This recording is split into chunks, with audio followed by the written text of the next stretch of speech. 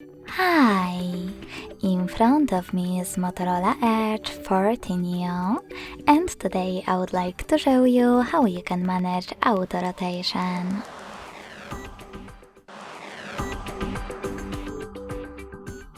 Begin by going into Tab menu and looking for Auto Rotate shortcut. When you find it, click on it. As you can see, mine is now blue. That means that auto rotation is enabled, but you can always disable it by clicking on the same tile again. If you wish to, you can always go into Devices Settings, Access Display section, and click on this switcher next to Auto Rotate Screen to turn it on or off.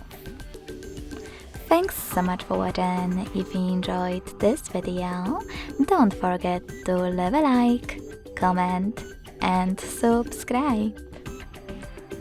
Bye!